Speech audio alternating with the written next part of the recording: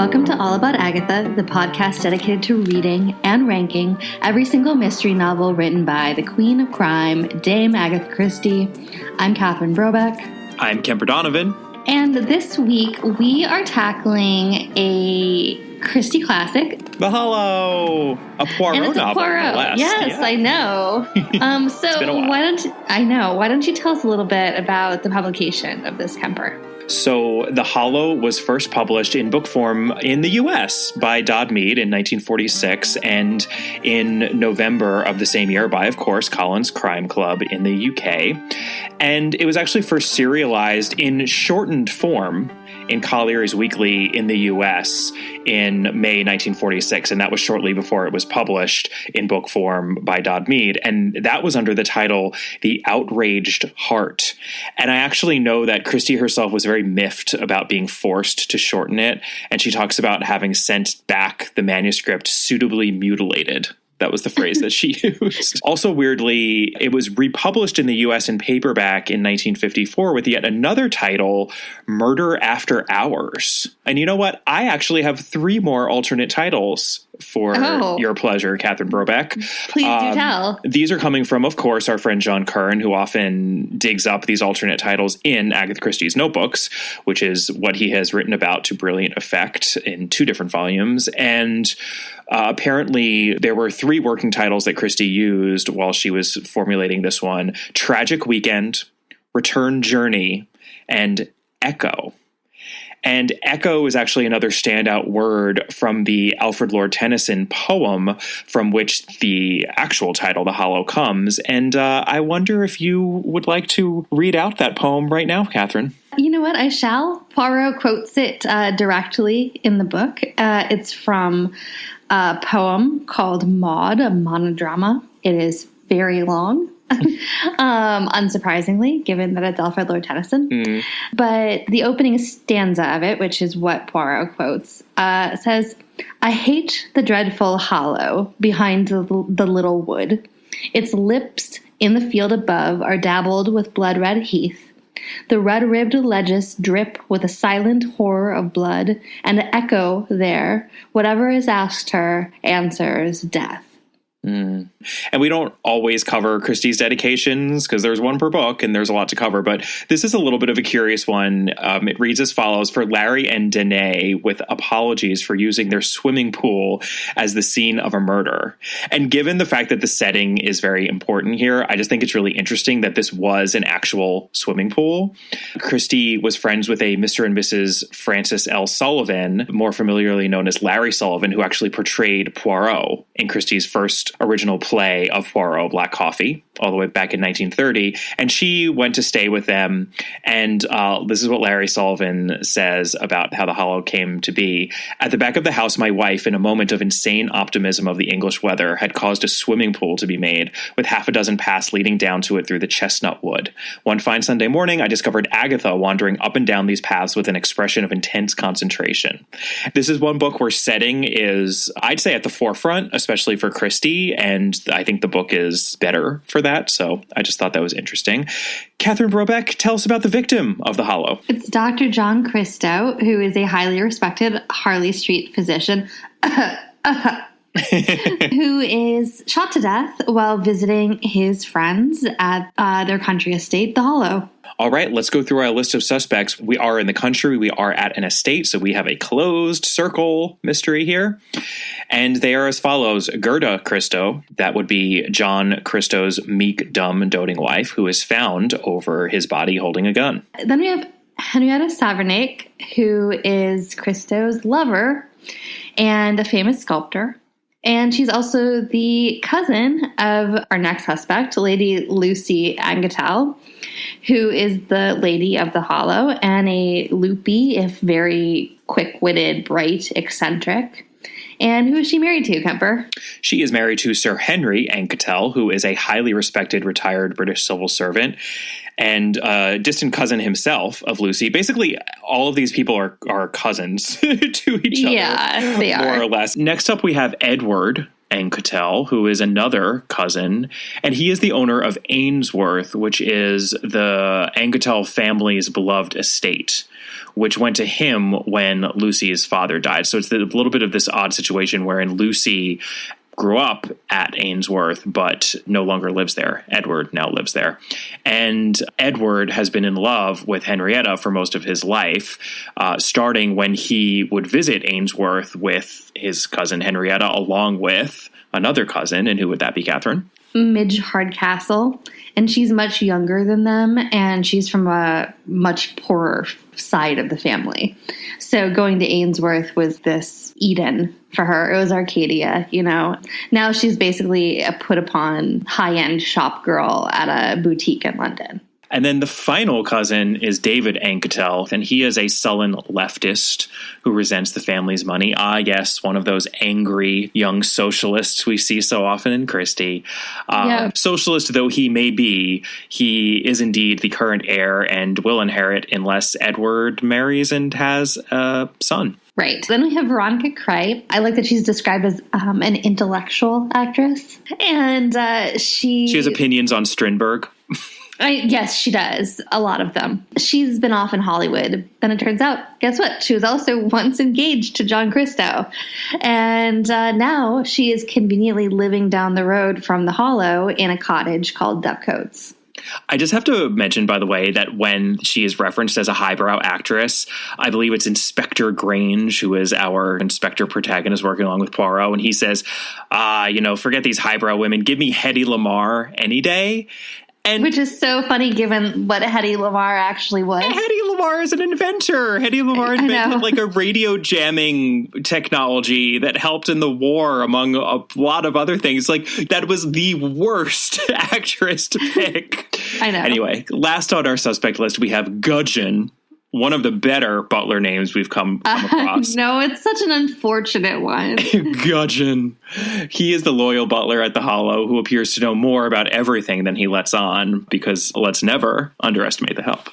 No, and to be clear, there is also there are other staff. And And to be fair to Christie, too, there are many references made to the fact that it is very unusual that the Anquetels have as many servants as they do, because we are at this point heading into the late 40s, and it would have been unusual. So it's a bit of a throwback, but she's very much aware of that, too. Well, and also, I mean, we can just point it out here because we've already read the poem. It's that because Lucy Anquetel did not inherit her beloved Ainsworth, the Hollow is essentially an echo of what Ainsworth was when she was a girl. That's partially the reason they have so many servants. Absolutely. The world as it appears to be, Lady Lucy Anquetel, eccentric, crazy person that she is busy fretting at her home, the Hollow, over the fact that she is not looking forward to the weekend because she's invited all the wrong people. And I was immediately getting Toward Zero vibes myself. Absolutely. I don't know about you, Catherine. And that will be a running theme. Running theme. Correct. Very Toward Zero. But I would argue this is the better Toward Zero in almost all important ways. And Lucy is concerned that all the guests will not get along and that she should have thought it through better. The only thing that she has on the agenda to break up the party, which is giving her comfort, is an invitation to lunch the following day, which she has extended to their local crime expert who's been living down the lane, but who the Anquetels know from when Sir Henry was stationed in Baghdad. And we can gather from this, and also from the fact that we're reading a Poirot novel, that this personage is Hercule Poirot, even though he has not actually been named. Right. But it's nice because we're at least getting the reference very early on, and we know he's a comin'. Yes, we do. And we know why. Yeah. Which sometimes it's less than clear how these people know him, but it's laid out very well immediately. Absolutely. In London, we meet Dr. John Christo, and we get quite a glimpse into his inner thoughts. You know, as mentioned earlier, he is this highly respected Harley Street women's doctor, known for how kind and soothing and reassuring he is with his patients. But in his head, he pretty much hates all of them. He thinks it's a bunch of rich hypochondriacs. He thinks they're all morons. He only does it for the money because his real interest, he has all these interests in curing disease, etc. Particularly, he's interested in finding a cure for Ridgway's disease. And he's been experimenting with varying degrees of success on poor, actually sick women at St. Christopher's, particularly his favorite patient, Mrs. Crabtree. And, you know, she's a fighter and wants to live and, like, is his favorite test subject. For the record, Ridgway's disease is not real, but it appears from how it's described to be some kind of degenerative neurological condition, like some sort of variation of fibromyalgia, MS, Sjogren's, something like that, don't you think? Absolutely. And funnily enough, in her notebooks at one point, Christie was referring to Dr. Christo as Dr. Ridgway. And I believe that Ridgway is also the last name of Lynette Ridgway, right? In Death on the Nile. So, you know, I think that perhaps she realized, I can't use that as an actual character name here, but I can just tack it on for the name of the disease. So many names, so much time when you're writing 66 mystery novels. So I feel her on that. But, not to mention all the short stories. Not to mention all the short stories. So we meet Dr. Christo's wife and son and daughter. The son and daughter are pretty young. And we discover that Gerda, his wife, is fretful and seemingly idiotic. She can't make up her mind about food timing or about packing or giving directions to the servants because they're about to leave for this weekend at the Hollow. But she does think that her husband John is God's gift to mankind. John, suffice it to say, finds this rather irritating, all of this obvious hero worship. And he finds it even more irritating because he happens to be in an intense relationship with Henrietta, who is wealthy and smart and fabulously talented as this modern sculptor. And she's very fond of John. And he comes to her studio whenever he can possibly find a minute to, yes, have a physical affair with her. And surprisingly, it's made pretty clear that this is not just some emotional affair, but they're physically involved. I have to say, I mean, this is the quote unquote sexiest Christie we've read since Five Little Pigs. And there is a lot of the physical expression of love in this story. They're equally driven in their pursuits. They really are a perfect intellectual match for each other. But in some ways that actually doesn't work for John because he's a chauvinist in how he approaches his relationships. And I do just want to say before we move on to the Hollow, which we are about to go to for our weekend, that you know, in Sparkling Cyanide, we mentioned how strong the opening chapters of that novel were in which the characters were introduced.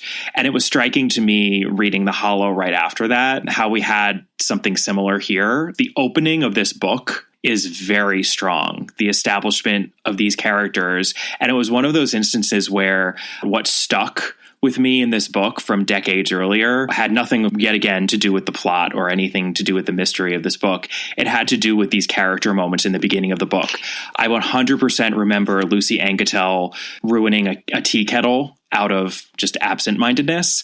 I 100% remember Henrietta Savernake destroying her art sculpture because she realized it wasn't as perfect as she thought it was. And I really remembered Gerda dithering over that piece of mutton and not knowing if she should put it back or heat it up or not, and it getting congealed. And if anything, that is the object that stuck. She's establishing deep, well-rounded, complex characters here in the opening chapters, and I think she's still writing at the height of her powers here. So we finally convene at the Hollow, where Henrietta is immediately dragged on a walk by her cousin Edward, who, per his usual habit, once again confesses his undying love for Henrietta. She has previously rejected his marriage proposals 3 times.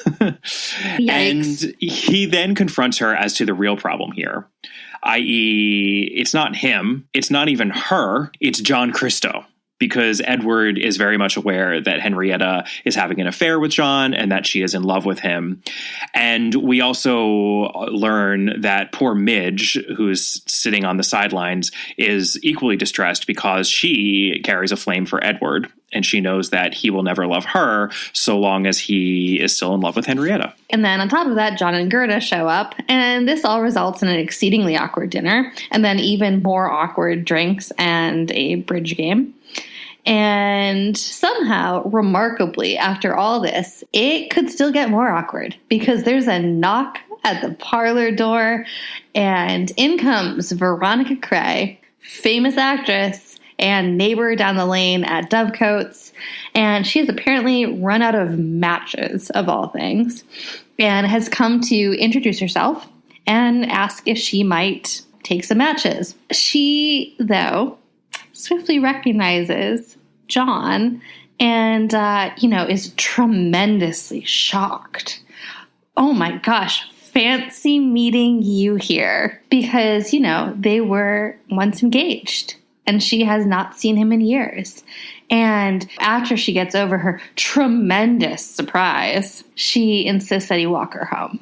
And he does, not getting back to the Hollow until 3 a.m. I guess someone was doing a little bit more than talking over at Dovecotes. Here, too, it is, I don't even want to say implied. It's practically stated that they have sex. It's not quite stated, but any adult reader will know. Outside of directly saying it, she does everything possible to make it clear. It's actually impressive how clear she makes it without stating they had sex. I know. That being said, I'm not sure it was clear to me when I read it as long ago as I did. When I actually know for a fact that I was in the 4th grade. This is one of the few novels I can pinpoint when I first read it. And I'll tell you why in a little bit. So stay tuned for that. A little bit of suspense injecting in there. But I think that innocent 4th grade Kemper may not have realized that John and Veronica were getting it on here. In any case, John realizes after coming back from this tryst that he, in fact, loves his life as it is.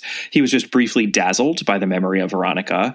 She is actually a controlling, soulless egomaniac. Again, they were sort of equal matches, and it didn't work. This seems to be a pattern in John Christo's relations. Right. And perhaps is why he and Gerda actually do work well as a married pair. So he gets back in to his room seemingly without incident. Gerda is asleep. She sort of wakes up, but her voice is sleepy. She seems sufficiently out of it. She asks what time it is, and he says he doesn't know. She goes back to sleep, and he breathes a sigh of relief, happily getting into bed.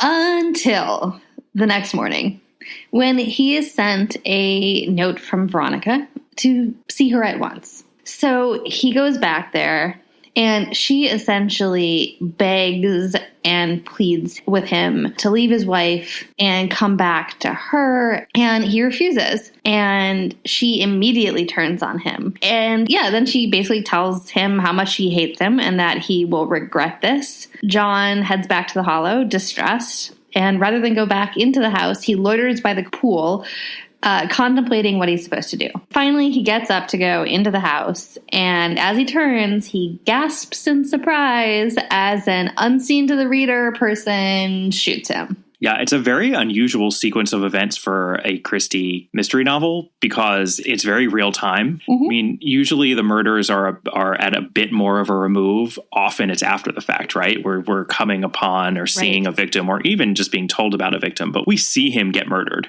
which is pretty interesting. So, meanwhile, Poirot is fretting in his cottage down the lane, which is called Rest Haven. Because, yes, Poirot has a cottage in this book. But as our friend John Curran notes, there is never any other reference to this cottage of Poirot's in the country in any other book or story. And it is slightly out of character for Poirot to have this little country cottage. Although he does mention that it's out of character, but that he had essentially been convinced to do it. Yeah, it's a little weird, though. Christie just needed him there, but let's move on. I mean, maybe he was going to grow some vegetables again. Maybe. Poirot walks from Rest Haven over to the Hollow for his lunch invite, and he's annoyed about getting his shoes dirty because it's Poirot. And once he gets to the house, he's escorted out to the pool by Gudgeon, much to his disgust, for pre-lunch cocktails, only to walk onto a scene of John Christo lying on his back, dripping red liquid into the pool. There's Gerda standing above him holding a gun. Lady Lucy is standing on one side with a basket of eggs in her hand. Henrietta standing on a different side, having come in from a different path, apparently, with wildflowers. And then Sir Henry and Edward are coming over from yet another path leading to the pool, having been hunting. And Poirot is annoyed because it seems like this is a staged murder mystery done on his behalf. Or so he thinks until he walks over to John Christo. When he gets closer, he realizes that red paint that he thinks is dripping into the pool is in fact blood. And in fact, John Christo is on the verge of death. And before John finally expires, he manages to look in the direction of Poirot and the rest of the gathered people and loudly say, "Henrietta, before dying. When I was in 4th grade, we had to do diorama projects. Did you ever have to make a diorama in a shoebox? Yes, I did. Of course. Of course. What elementary school kid did not have to do that? I did a diorama of the pool murder scene from The Hollow in 4th grade, which is a pretty solid scene for a diorama because it is very explicitly described and like it is a moment, you know? Did you make like little like Play-Doh figures? I think I did it with construction paper or something and just taped it.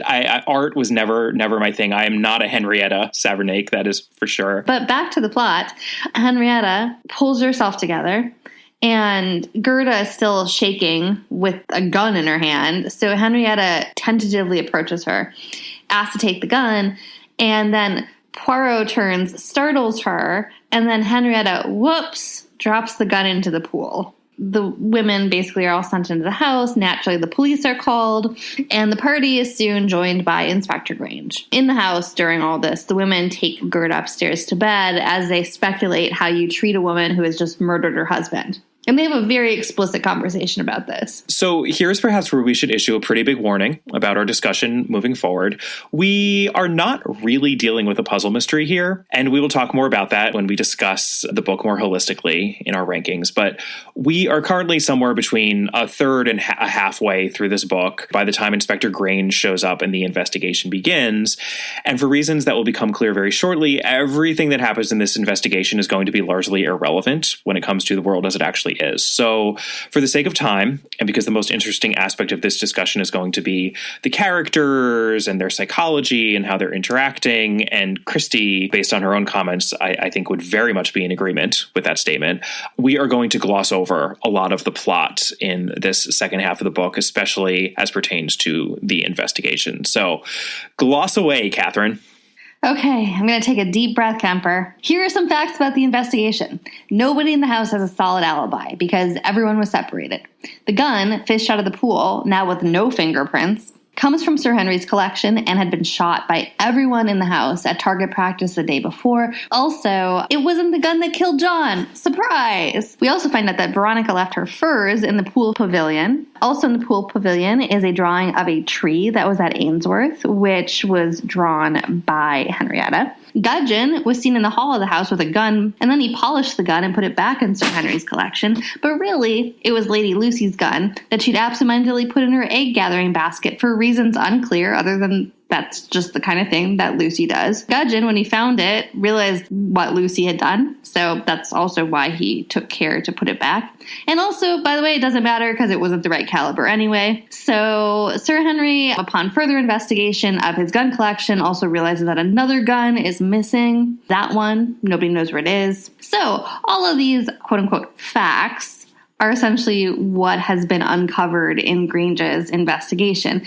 And as you might notice, none of those seem very helpful, do they? No, they do not. So we are going to now go through some clues of our own making and thereby bridge our way over to the world as it actually is in a resolution to this mystery. And as we mentioned before, this is not a puzzle mystery, which is why these clues, there are a few of them and we think they're interesting, but they are going to provide an incomplete bridge. So we will have to do some hopping by way of narrative description even after we go through these. Clue number one, the too many clues clue. And that's a Christie trope. You know, it's hard to get one clue in a case, but a ton of clues, such as Catherine just went through, especially all of which seem to lead in different, promising, yet ultimately dead-end directions. The deduction an astute reader should be making here is that these clues were purposely laid in and around the Hollow as red herrings. We saw this very specifically in Poirot's short story, The Double Clue, with Countess Vera Rosikoff. We saw it in Murder on the Orient Express. We also saw it very recently in Toward Zero. So that's another major similarity that this book has to that one. We should both discount a lot of the clues that we're coming across and wonder why it is that someone or some group of people perhaps would like to misdirect the investigators of this crime. Which leads to clue number 2, which is Poirot's gut instinct. He immediately thinks that that scene by the pool is staged. obviously we immediately find out that no, John is actually dying. But even though he's actually dead, Poirot cannot shake that initial feeling that something seemed theatrical about the tableau as presented. And so our deduction, obviously, is never doubt Poirot's little gray cells. If he thinks something is staged, the overwhelming odds here are that it was staged. So the question becomes how and why and by whom? Right. Within the book, Poirot says to Grange, but the eyes, Inspector Grange, are very unreliable witnesses. The eyes see sometimes what they are meant to see, i.e., eyewitness testimony can be faulty. Don't necessarily trust the senses alone. There needs to be logic and reason behind it. And then clue number 3, which is a bit of a meta clue, my favorite kind of a clue, because this comes from having read as many previous Christies as closely as we all have at this point. But there is a very favorite Christie trope of hers that we've seen her use so many times, and that is the double bluff. She talked about this in her autobiography, and I believe even in other places, but she loved the idea of presenting a reader with an obvious suspect and then proving beyond a doubt that that obvious suspect couldn't have done it. And then by the end showing, oh, nope, in fact, that very obvious person did in fact do it. And she did that with her very first book. She did that in The Mysterious Affair at Styles. She did it to great effect in The Murder at the Vicarage. And given that Witness for the prosecution, given that we are presented with a very obvious suspect here in our staging. It's the wife, we always suspect a husband or a wife, and she's holding a gun over a dead body. And then we are shown that, oh, no, there's no way she could have possibly done it. I think an astute reader would at the very least be very, very suspicious of Gerda Christo. Right. Let's get to our resolution, Catherine. Well, just to quickly mention a B plot, because it actually takes up a lot of pages. Sorry, Kemper, but it takes up a pretty large amount of real estate in this book. But Midge is working as a shop girl in London, which we'll get to it, but cue some anti-Semitism. Edward goes up to check on her. He doesn't really think that she should be working, frankly. But he's appalled by her treatment in the shop. And so he takes her to lunch, and then he decides during that lunch to ask her to marry him. So they immediately go pick out a engagement ring, although not an emerald, because the only thing that he can associate with the color green is his great love, Henrietta. And believe me when I say that Midge notices this, but she goes along. And she accepts, and she goes back with him to the Hollow for Lucy and Henry's blessing and for wedding planning. Unfortunately, Henrietta also returns to the Hollow, and seeing Edward's unresolved feelings towards Henrietta really breaks Midge's heart, and she calls off the engagement. She tries to give the ring back. Edward won't take it because he'll never give it to anybody else. And then Edward puts his head in a gas oven to kill himself. He almost dies, but Midge, sensing that something is wrong, goes down to the kitchen, finds him, and drags him out. And as he's coming out of the gas haze, he sees her and realizes how great she is. They both realize that, in fact, they do love each other. They want to get married. They want to live at Ainsworth. And all of a sudden, the wedding is back on. And this has been your 2-minute aside because it has virtually nothing to do with the rest of the plot. So, back to that mystery. Poirot gets a visit from Inspector Grange, complaining that they still haven't found the weapon that was actually used to kill John. And while Grange is talking, Poirot isn't even really paying attention, and he's studying the hedges in front of his cottage, and he notices a discrepancy in their perfect symmetry, because this is Poirot. Needless to say, that discrepancy is there because someone's put the murder weapon, the missing gun, right in Poirot's hedge. Of course they have.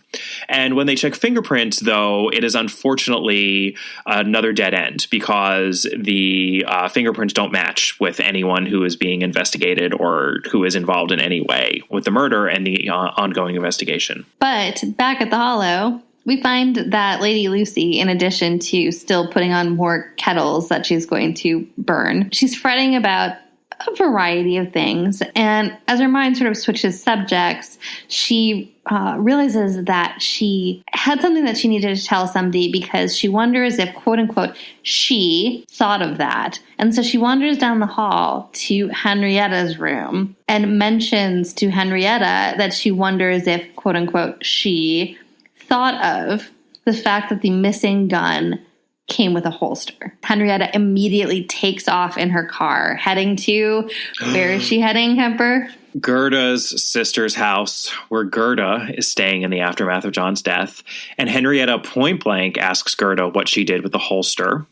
And Gerda calmly explains that she cut it up and put it in with her leather scraps bag that she uses for crafting. And Henrietta asks her to give it to her to get rid of. And Gerda says, okay, and she brings tea in, nice little social call. And as Henrietta is about to drink, Poirot shows up, having followed Henrietta by a hired car the second he saw her bolting away from the hollow. He also made a very good guess as to where she was going.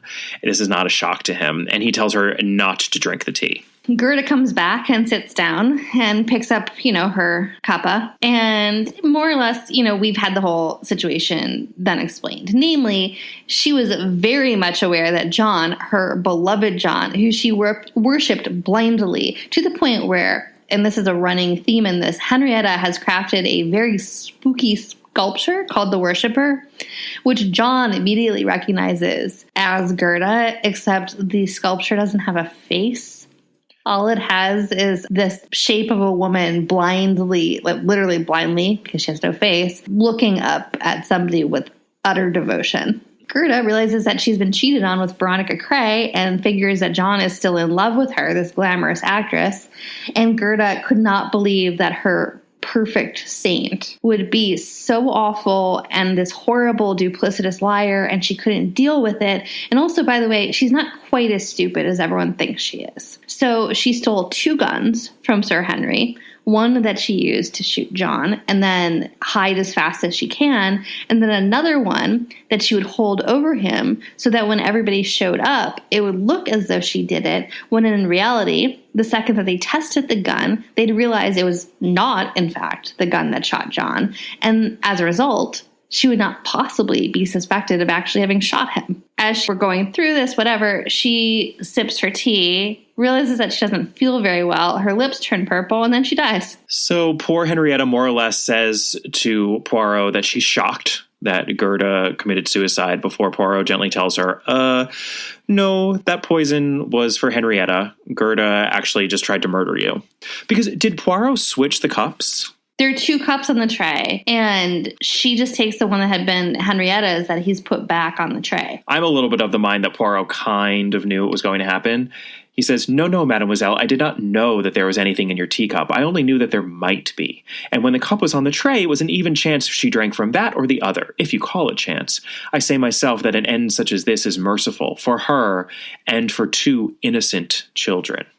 Because we know that Poirot is all about the innocent, so apparently he wanted both their father and mother to not be alive. This is not actually the first time Poirot has convinced a murderous mother to kill herself. It's interesting. I mean, Poirot and his extra-legal machinations. This is very on brand for him. But Henrietta's horrified because she had been trying to help Gerda, even though she in fact knew that Gerda had killed John. And then we get the actual explanation of what has been going on here, which is that John's dying word, Henrietta, was directed at Henrietta, as he knew that she would intuitively know what he meant, which was that, yes, Gerda killed him, but he didn't want her hanged, and he was relying on Henrietta to fix things for him, so she immediately did, thinking the gun in Gerda's hand was the murder weapon, because, of course, she thought that. She accidentally dropped it in the pool to wash away the fingerprints, and then when it was clear that that wasn't the gun, she went hunting for the real gun, which she found just before Inspector Grange's men did. Gerda had put it in a pretty obvious hiding place in and around the pool, in the shrubbery there. Henrietta put the gun in her belongings, took it back to London, and then she caged it up in the frame of a sculpture that she made of a horse, which Inspector Grange's men noted as being extremely ugly. And Poirot figured out what she did because he thought that it was a subconscious move on her part to make the sculpture a horse, i.e. a Trojan horse that was containing something significant.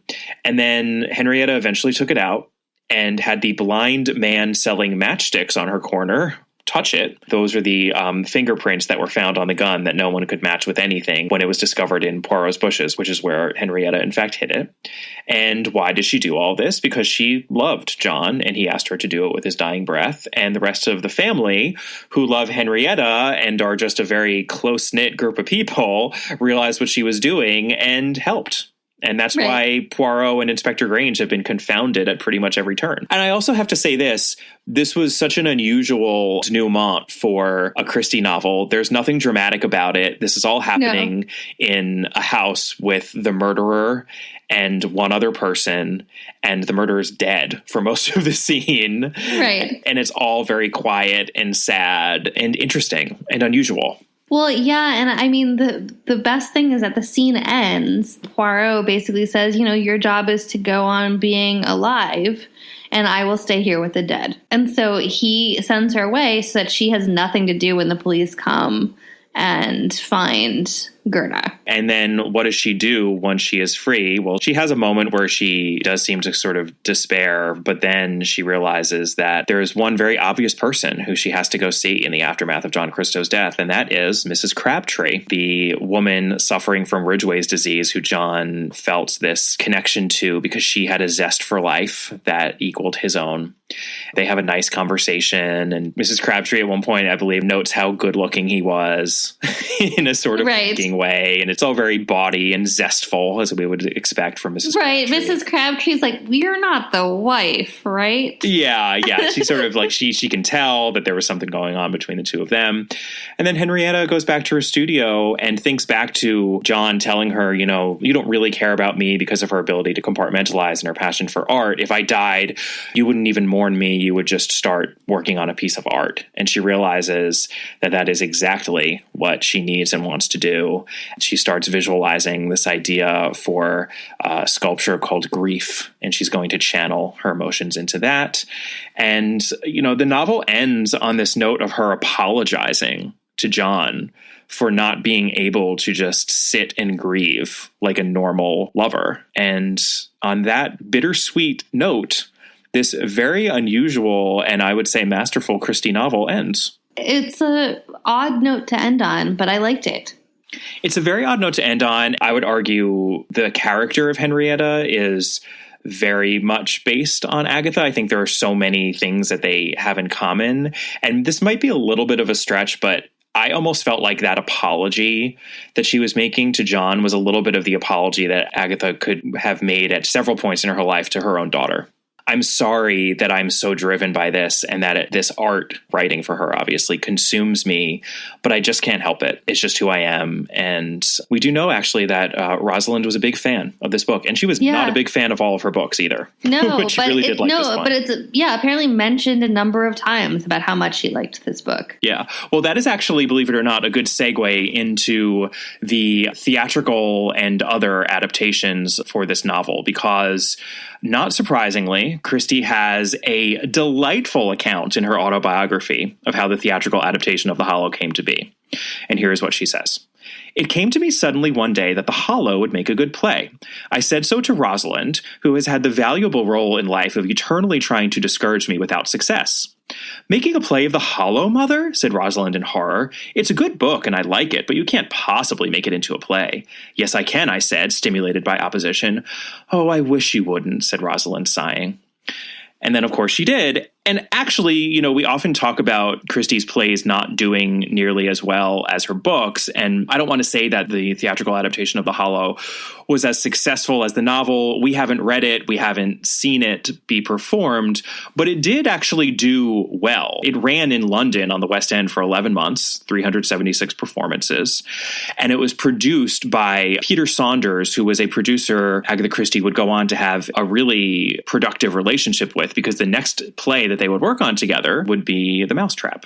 I also suspect that the reason why The Hollow made such a good play was not only the fact that the mise en scène, right, of the pool is just transpose that onto a stage, and that's a very powerful scene, obviously. But I'm sure that Lady Lucy was a fantastic character for the stage, right? Her energy and her one-liners that she's constantly reeling off, I could see her being transposed pretty easily to the stage for a Christie character, kind of like a Lady Bracknell in The Importance of Being Earnest, or even Madame Arcati, who we talked about in our Patreon episode. I was literally about to say she's like a Noel Coward character. Yeah. Yes, we did. We did touch on Noel Coward's Blithe Spirit in our latest Patreon episode having to do with the Floating Admiral. This play is probably most famous for the fact that Christie excised Poirot from it. As she had a tendency to do. That's the thing. I mean, at this point, we know that she had a tendency to do that because she felt like Poirot just overwhelmed the other characters. And on a stage, it was hard to develop other characters if he was there. Well, I'm also not entirely clear about if this is apocryphal or not, but apparently Peter Saunders picked up the play because it was having a hard time getting produced because I guess some people didn't think it was so great. Yeah, there was another producer, Bertie Meyer, who had been backing Christie's plays as early as Alibi in 1928, which is, of course, the theatrical version of The Murder of Roger Ackroyd, the one where Caroline Shepard was aged down and made sexy, which made her so angry that she then was like, a dark marble is going to rise and rule the world. Yeah, he was dragging his heels on this production. And you know what? Bertie Meyer was Jewish. So he may not have been the biggest fan of The Hollow, and I can't say I blame him for that. Yeah, we'll get to that in a minute. Yeah. We'll get there. But yeah, Peter Saunders had success staging an adaptation of Murder at the Vicarage, apparently by titling it Agatha Christie's Murder at the Vicarage. Which is why a lot of people went, and Christie loved that, and she loved his sort of ambition and go-getter style, so she removed the play from Bertie Meyer, gave it to Peter Saunders, and then he made it a success, and it had this long run. And also really interestingly, and I'm getting this from our good friend Mark Aldridge, in 1951, scenes from this play were performed on the radio, and per Mark, later attempts to broadcast an original radio adaptation wouldn't come to fruition due to the unavailability of rights. So it seems that the stage production of The Hollow made doing a radio play version of it impossible. And we recently came across this oddity in our Patreon episode in which we discussed all of the BBC radio plays. There is no John Moffat version of The Hollow. He did almost all the others, and it seems like such an odd one to leave out since The Hollow is so loved. But perhaps this is why. It's just a licensing issue that the rights for the radio play just aren't available and haven't been since Christie did the theatrical version. I thought that was interesting. The main adaptation that we have to discuss is our beloved David Suchet's adaptation, and this happened in season/series 9. It was one of 4 episodes that season, the other 3 being Sad Cypress, 5 Little Pigs, and Death on the Nile. So that was quite a big season. I know, and a bunch of similarities between all of those, weirdly. So many similarities. I mean, we will be talking a lot more about the comparisons to be made between Sad Cypress and 5 Little Pigs in a moment, but I totally agree.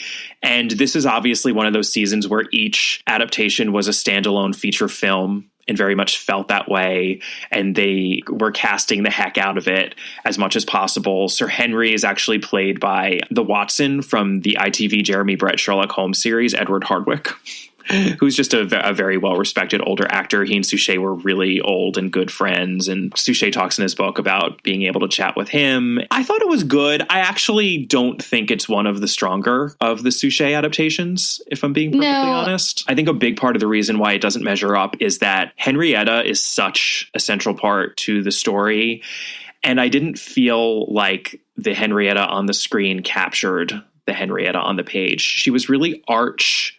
She was really distant. She seemed very cold and almost cruel. Yeah, whereas the Henrietta in the book, one of my favorite details is really early on, Midge and Lucy are talking about how Gerda was wearing an absolutely hideous green sweater that she had knitted because, as we mentioned, she is very crafty, maybe not so good at the crafts, but very crafty.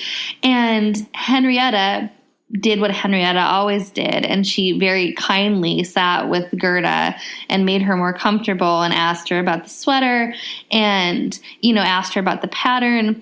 And, Lucy kind of makes a joke about it, and Midge says to Lucy, well, no, Henrietta got the pattern and Henrietta made the sweater and Henrietta wore the sweater. Catherine, I literally wrote in my notes for this adaptation, this is not the Henrietta who went through with knitting Gerda's terrible sweater.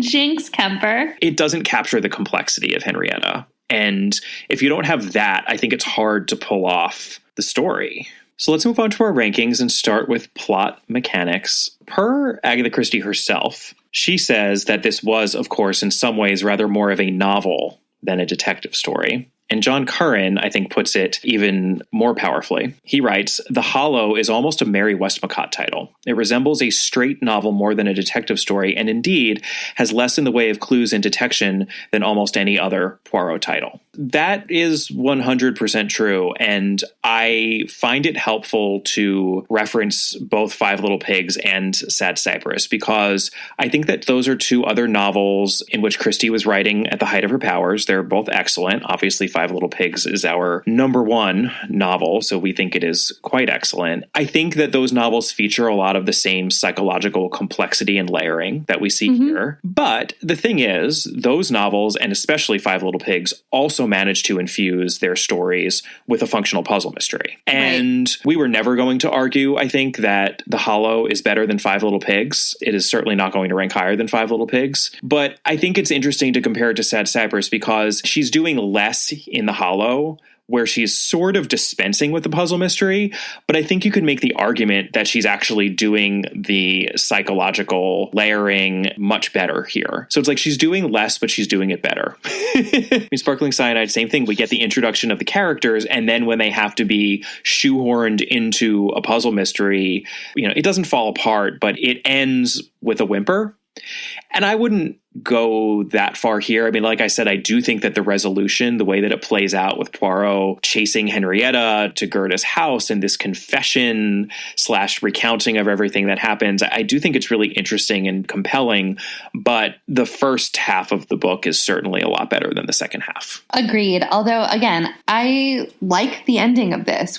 So it's not that the plotting is bad. It's not that the plotting is faulty. I can't really poke holes in anything. It's just that I think sometimes, especially when we're having the conversation about plot mechanics versus plot credibility, we talk about how one category is often at the expense of the other. There's certainly a lot of other Christies, especially earlier on, where the mechanics are at the expense of the credibility and people are doing crazy things, but it's all very Rube Goldbergian and head-turning, if not head-spinning. But when we sit down to think about it, we're like, that doesn't seem real. So this is the flipping of that, which I don't have a problem with. But again, Five Little Pigs and Then There Were None managed to do both. To me, that's why plot mechanics is the weakest category. I think you came out on a 6 for this, Catherine. I did, because I don't think there's anything really to dock it for. And as usual, we're pretty much in agreement about that. I was coming out at a 5 or a 6, but I'm perfectly happy with a 6. I would then argue that plot credibility, in that these characters are real and they're popping off the page, and we'll obviously talk more about that when we get to characters, but I never disbelieved anything that any character said or did, no matter how outlandish or at times even melodramatic. It all felt earned because she set up those characters so well. Right. And, even the fact that more than half of the book is red herrings, none of the red herrings are unbelievable. It's actually quite believable. There's a sense of frustration, right, that Inspector Grange and Poirot have that almost feels grounded. Right. I would give plot credibility a 9. No, you know what? I agree. Okay, great. Then let's go on to series characters. I will quote Christie herself in her autobiography. "The Hollow was a book I always thought I had ruined by the introduction of Poirot. I had got used to having Poirot in my books, and so naturally he had come into this one, but he was all wrong there. He did his stuff all right, but how much better, I kept thinking, would the book have been without him?" And David Suchet himself even admitted to the awkwardness of Poirot being in this story in his book, Poirot and Me. And he says they did the best that they could, but that you can still feel the awkwardness in the adaptation. Here's the thing, though. Maybe it's because I was so primed to hate Poirot in this novel, because I knew all of that coming in. I didn't totally hate Poirot in this novel. No, and also, here's what I would say about this. I don't actually know how the novel works without Poirot. You could just have it be amongst the family. Then you really just do have a psychological novel that has no mystery in it if you do that. I think he is useful to the extent that we know him, and he can act a little bit as the reader surrogate, right? Yeah. Because he's also looking at the same situation being like, what exactly is wrong here? Which if you remove him, you're not getting that. And I mean, again, that might have been okay too, but I don't mind Poirot's presence in this. I don't either. And I think you made a similar point in Five Little Pigs, because people sometimes talk about Poirot's presence in there as well. And you made the point there that we need to believe that the person investigating this crime is really good at what they do and almost superhumanly smart and perceptive. Right.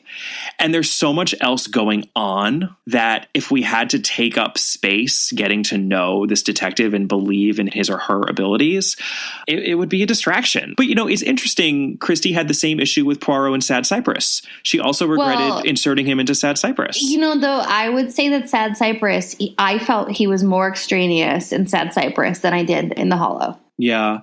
Part of it is the awkwardness of the way that he is introduced as having this country house, this cottage. It's bizarre. I know. Had he just been staying with somebody else down there and they had invited him over, that would have somehow made that less odd. Why couldn't he have just been there? Because even the blocking of everyone having to go up to his cottage and then him coming down, it's all a little awkward. I don't really understand why she did that. In a weird way, it's another one of the red herrings because they spend so much time talking about the various pathways. And really, ultimately, the pathways to and from the Hollow don't matter at all. It's true. I actually agree with Curran that he's not as flamboyant or as energetic a presence as he often is, but that's also the Poirot, Sands, Hastings, and Ariadne Oliver issue, which we get in these middle books. Ariadne Oliver, where are you? She's coming soon. Don't worry.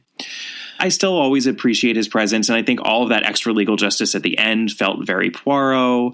His thing about unreliable witnesses, he's quoting Tennyson, which is totally on brand for him. He loves his poets. I know, and his conversations with Henrietta are all good. Yeah. And I actually think that Henrietta needs an interlocutor outside of the family. And also, I think that you can attribute a little bit the muted quality to the fact that he starts off annoyed. He's annoyed about being in the country. He's annoyed that he thinks that they are doing something to him at the Hollow. You have a little bit of a subdued Poirot because you have an annoyed one who's out of his element. You don't have jovial Papa Poirot, but that's appropriate given the fact that he's being thwarted at every step.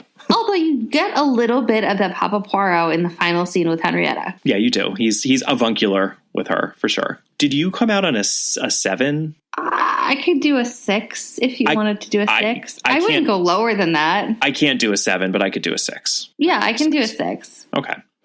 All right, then let's talk about standalone characters, which is a category where obviously this book does quite well. And I actually just want to quote Laura Thompson, recent Christie biographer, on this score because she is a big fan of The Hollow. She says that The Hollow is charged with an unusual depth of feeling and its central characters feel peculiarly alive. And then talking specifically about Henrietta and John's love affair, she says it's intense, moving, and utterly believable in its unsatisfactory nature, which is such a good point. And she says the character of Henrietta is possibly the most interesting in any of the detective novels. She is rendered with authorial sympathy, and insofar as this is possible, the story is seen through her eyes. She is not Agatha, but she is an Agatha who might have existed had she retained her emotional independence and her looks. Oh, harsh. I know, which is a little way harsh, Ty. Way harsh, Laura. One of the things that John says about Henrietta is that she's a very lovely and satisfying person, which happens to be exactly what Stephen Glanville said about Agatha herself. We talked a little bit in Our Death Comes as the End episode about how Laura Thompson theorized that John Christo was based off of Stephen Glanville, who was a very important person in Christie's life in her middle age. And he, had been a friend of Max Mallowan's, but then he became very much a friend of Agatha's. And it was his idea to do Death Comes as the End. And he provided all this research for her. And they were just very close. And she always said about him the same thing that everyone seems to say about John Christo, which is he had this zest for life and he was more alive than other people. I mean, to be honest, she uses that cliche a little too much for my liking in a lot of her books, but it's apt here. It's one of the more powerful versions that we come across that very much seems to be taken from Stephen Glanville, who himself carried on an extramarital affair. And Christie knew his wife and she knew his mistress, and she had a great appreciation for him, even though she obviously realized he wasn't perfect. Thompson even theorizes that the relationship between Henrietta and John is what could have been if Christie ever were to engage in an affair with Stephen Glanville, which of course she didn't do. No one is saying that she did, but they, had this sort of connection, and she really did have a lot of affection and he perhaps even platonic love for him. And you can feel that in her portrayal of the character. Right. Well, and I mean, Henrietta, it's made clear, at least from Henrietta's point of view that she has an intellectual romance with John. You know, yes, there's a sexual relationship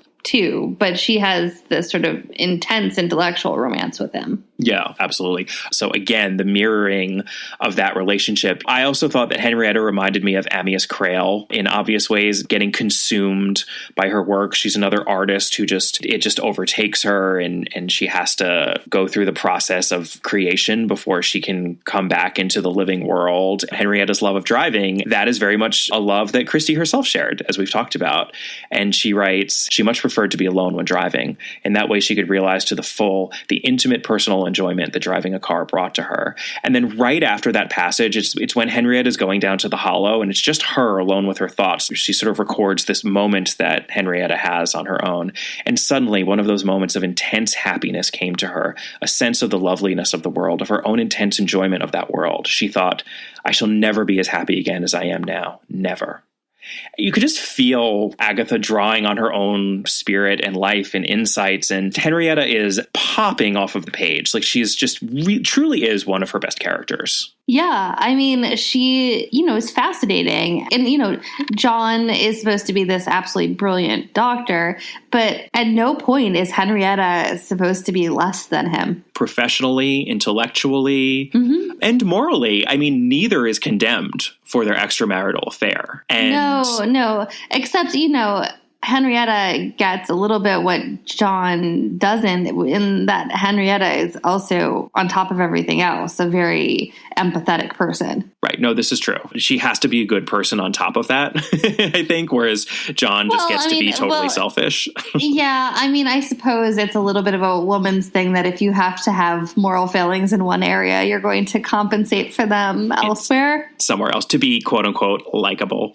Yeah. But still, Christie's doing really well on that score for something written in 1946, And the thing that I think is fascinating is you can hear echoes of other pieces of Christie in these other characters. Even Gerda, the passage in which she's talking about being slow and getting scolded by her family growing up, I felt like Christie was actually drawing on her own experience there as well. She talks about in her autobiography, and others have talked about the fact that she was, in fact, the slow one of her family. Her older sister, Madge, was the sparkly one. She was the intellectual, and she was the life of the party. And Agatha was always younger and actually slower. I mean, believe it or not, she felt like that, at least when she was younger and even into adulthood. It felt like Christie was drawing on something very real there, too. Because Gerda, even though she's not a very, quote unquote, alive character, also pops off the page. I mean, I felt immediately like I knew exactly who Gerda was, which helps when she has this turn where this woman who's just engaged in blind devotion, when she realizes that devotion was hollow, turns around and says, oh, well, now I have to murder him. I mean, that is quite a turn, but I believed it. Speaking of also, though, writing in facets of people or their swimming pools. One of the most interesting things also about Henrietta is the fight that she has with John, which is over the statue, the worshiper. And he basically says to her, what if she realized what you had done? And Henrietta basically says, well, she wouldn't. I made her a different sculpture. And he says that's so cruel and condescending, basically. And Henrietta says, well, no, she'll never realize. She got a statue that she was really happy with and that made her happy. And I got what I wanted. I needed a muse because I am an artist. And it's a little bit of an Amyas Creole thing, right? Oh, yeah. It's total Amyas Elsa moment. Yeah. But at the same time, she tried to mitigate the sort of artist selfishness, right? It's an interesting thing. How do you utilize somebody, like a real person, in art? And, should there be guilt over it or not? Well, and it's also the ultimate irony is that Gerda had her turn where she went from slavishly devoted wife into murdering wife based on the fact that she saw her husband having an extramarital affair with a woman. But her husband... Of course, she has been having an extramarital affair for a long time. With the woman who is, out of all of the people in this family that she hates, it's the only one who's nice to her and the only one who she likes. So that affair has been going on for months and months and months, and she was just clueless about it. And if she had learned about that, it would have been just as devastating, because it's not even who he was having the affair with. It's the fact that he was having an affair. So Henrietta is doing a horrible thing to Gerda, even just by virtue of the relationship she's carrying on. Obviously, John Christo himself, based off of Stephen Glanville, is an extremely strong character. Those three, Henrietta, Gerda, and John Christo, and also Lucy and Gatel, are very, very strongly drawn characters. Some of the others are a little weaker. David could just be cut out of the novel and it wouldn't matter. Sir Henry, Lucy's husband, is a little one note / barely even there for me. But yeah, I kept forgetting, like, I'd be reading and then he would just show up, especially like when Inspector Grange comes to the house. It turns out Sir Henry's in almost all of those scenes, but he would like say something and I would have this moment where I thought, wait, where did he come from? I know. And Veronica Cray is good. She does what she needs to do to service the plot and move it along. She's not a brilliant character, but she's not a bad character either. She's a little bit of a caricature / stereotype. Do you know who she reminded me of? This is a silly reference, but I suspect many will appreciate it. You know Charlotte, Cormoran Strike's ex in the Cormoran Strike books? Yeah. Mm-hmm. That's what I thought of immediately. I was like, oh, she's Charlotte. She's crazy. She's the crazy ex who just wants him for herself. Yeah, no, that makes sense. Although I think that Veronica's actually almost a little more pathetic. Yeah, there's a little bit of Arlena Marshall in Veronica Cray, isn't there? Yeah, there is. Mm-hmm. But yeah, I think in general, these are just amazingly strong characters. And I'm going to argue for another really high ranking. I kind of feel like this deserves a 9. I had it as an 8, but I could be convinced to a 9. Then consider yourself convinced. Okay. All right, then let's talk about tone and setting. You know, like I said, I think that this is some of Christie's best writing. Those scenes in the beginning where she's setting up the characters and she has all those little quirks with various objects like the kettle and the leg of mutton and Henrietta's clay bust were really memorable to me. They stood the test of decades worth of time. And I just think that she's writing at the height of her powers here. And we should note also that while the story takes place at the Hollow, there's another estate that is just constantly referenced in the story, which is Ainswick. And that is the family estate where Lady Lucy grew up and Edward now resides since he inherited it. And it's obviously Ashfield, Christie's childhood home. Like we've talked before in 2 different short stories where Christie made up a fake estate called Anstey's. And this just seems to be more of the same. Like she had such a deep and abiding love for her childhood home. And apparently some of the descriptions of Ainswick actually match more with Greenway than Ashfield. And she obviously had a great love for Greenway too. The woman loved her real estate. We know that for sure. But I think that you can feel the love of the land and the idea of having a home, not only in the descriptions of the Hollow, but more importantly in the descriptions of Ainswick, which were never actually at, which I think is really interesting because the Hollow is well rendered. Especially that pool and the various lanes and pathways leading to and from it. But the house that really stands out is the one that we never actually see because everyone's constantly thinking about it. And I think that's really interesting. We hear more about the trees, though, both, I think, than we hear about anything else at the estates. We do. It's sort of the idea of existing in the house. I mean, here's the quote. The white, graceful house, the big magnolia growing up it, the whole set in an amphitheater of wooded hills. And then the final turn in through the gate and up through the woods till you came out in the open, and there the house was, big and white and welcoming. I can see Edward sitting in this house, falling asleep in an armchair by the fire. I think she rendered Ainswick particularly well and in a particularly unusual way. And a poignant way for her, knowing that Ashfield was the home she had to leave, you know? That's one piece of the setting and tone. I think we would both agree that for tone, for writing style, this book is one of the better ones. Oh, definitely. Yeah. I mean, I am not as high as you on setting, probably. But tone, for sure. If we're considering writing style tone, then yes, it's tremendously well written. I was at a 9 for this one as well. What was your score? I had an 8. I can be convinced to do an 8. And now we are at the stuck in its time category, and we have this extended sequence involving Midge. And we actually didn't even mention Midge when we were talking about characters, because other than this sequence, Midge is also pretty well drawn. She's an interesting character. In fairness, she's actually decently well drawn in this sequence that we're about to complain about, too.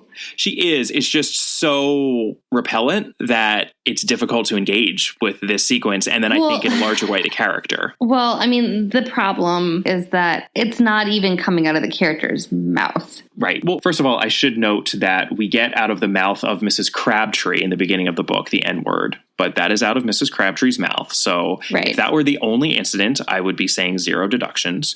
We do also get 2 references by Lady Lucy much later on in the book to a dessert called N-word in his shirt, which... I did Google that, unfortunately. Yeah, so this is what it is, because then she describes chocolate, and eggs, and then covered with whipped cream, just the sort of sweet a foreigner would like for lunch. So we get a little wham bam there of discomfort. But again, that's the actual name of a dessert. It's unfortunate, but it is a proper name. So I think I would, even with that, still be saying 0 deductions. But there's this sequence in which Midge, who works at a dress shop because she is a poorer relation here, she is their cousin, but she doesn't have as much money as them, and she refuses to accept their money. She stands on principle and works at this horrid dress shop, and she hates it. And she in particular hates her boss. And because this murder has happened and she can't go back to work, she has to call up her boss and tell her that she's going to be away for a few extra days. Here is a little bit of what happens. It was all just as unpleasant as she had imagined it would be. The raucous voice of the vitriolic little Jewess came angrily over the wires. "What wath that, Myth Hardcathal? A death? A funeral? Do you not know very well that I am short-handed? Do you think I am going to stand for these excuseth? Oh, yeth, you are having a good time, I dare say?" Christie writes in a lisp. Right. Putting TH for some S sounds here. And this just continues, and I'm not going to read it all out because it goes on for a while. It's over a long page. Time. Yeah. And Edward comes in, and he's very concerned about the fact because Midge just seems so upset about having to talk to this woman. And this is how Midge describes her boss to Edward after the phone call is over. He says, "I hope they were decent about it. What is it like, this dress shop of yours? Is the woman who runs it pleasant and sympathetic to work for?" And Midge responds, "I should hardly describe her as that. She's a Whitechapel Jewess with dyed hair and a voice like a corncrake." And there's another reference, too, because Edward goes into the dress shop and he sees Midge at work and he's horrified that she has to be so meek and submissive to these horrible clients. And he sees the boss and he's just horrified by what she looks like. Oh, and then also he gets out of a conversation with her because she sees another customer coming in and God only knows how much she loves money. It's more of Christie's persistent and just ultra tedious anti-Semitism in these novels. But we've seen the dress shop owner as this character before. Yeah, we have. She clearly thinks it's funny. This reminds me of that casual racism as comic relief that we came across in Death in the Clouds, which was also not through a character. It was very much provided by the author as narrator. That's totally what we have here in this sequence. This is not coming out of Midge's mouth. It's very casual. It has nothing to do with anything. It's meant to be funny. It's meant to be diverting. And it's repugnant. What's really interesting is that this was published, obviously, after World War II. This is 1946 now, so after the horrors of the Holocaust. And per Janet Morgan, who was Christie's first major biographer, this is what she writes. "It was only after the war, however, that Agatha's publishers and then just her American publishers began to receive protesting letters. Apparently, at the time, it was this novel specifically that so many people found offensive, and I can't say I'm surprised. And per Janet Morgan again, after this book, Dodd Mead were given permission to alter any references that they needed to. I'm going to be really honest here. I think that to a certain extent, of course, Christie stuck in her time, but this also seems to be somewhat of an egregious insertion into a book given when it was published, and one that people at the time found offensive enough to write letters about. Well, I mean, we always go back like many, many, many moons ago to the fact that Peril at End House ends on such a off-putting dose of anti-Semitism, but at least that anti-Semitism actually does connect back into the plot. This is just, I mean, not any excuse at all, but it does actually go back to having some connection to the plot. This has no connection to the plot. Yeah. And we sometimes get little painful bursts of anti-Semitism in books that just sort of punctuate the text and you go, and then they're gone. This one's a bit pervasive, though, because it's not just this sequence. Edward goes to the dress shop. It's part of who Midge is. It's very much part of this character that she's stuck in this situation with this horrible boss, and then she's rescued from it by Edward. And I actually feel pretty strongly about this. I think it deserves 3 deductions. This is one of the admittedly rare instances where we can't give her the benefit of the doubt. And it's somewhat pervasive. That's fine. Okay. It is now time to tabulate our score for the Hollow. So we've got 6 plus 9 plus 6 plus 9 plus 8 minus 3 for a grand total of 35 points, which is a quite high score for this novel, putting the Hollow in a tie with Murder on the Orient Express. And I believe that we are in agreement that the Hollow should go just below Murder on the Orient Express. Yeah, of course. Okay. So the Hollow is currently our number 5 novel. Just to go through our top 10 as is, we've got 5 Little Pigs, And Then There Were None, The Murder of Roger Ackroyd, Murder on the Orient Express, The Hollow, Death on the Nile, The Murder at the Vicarage, Peril at End House, Cards on the Table, and The ABC Murders. That seems like a really solid top 10 to me. Yeah, I agree. And I'm happy that The Hollow is at number 5. I think that it's excellent. The writing is just very, very strong. It's not perfect. It is neither Five Little Pigs nor And Then There Were None, but it has a lot going for it. Yeah, and it's a little bit different than a lot of the other novels. And that actually, I think has merit in putting it up into the top 10 too. All right, well, that brings us to an end of this rather long episode, but you know what? This was a novel that we loved, so sometimes we just can't stop talking about the ones that we love. Join us next time for a Miss Marple episode. Yay! Yay! Do you think we're going to get some dark marple in this? I think we always get some dark marple. If you have anything to do with it every time we cover Miss Marple, Catherine. Well, I try. We are covering another Miss Marple short story, specifically The Perfect Maid. What a perfect Miss Marple title. So we're very excited for that. We would love to see more of you on our Patreon site. So come and visit us at www.patreon.com/allaboutagatha. You can email us at allaboutthedame@gmail.com. You can find us on Twitter at allaboutthedame. You can find Catherine at Brobcat. Our Facebook page is All About Agatha, and our Instagram handle is at All About Agatha. Please do rate and review us. We love getting those ratings and reviews and hope to get a whole lot more of them. And we'll see you next time. Bye. Bye.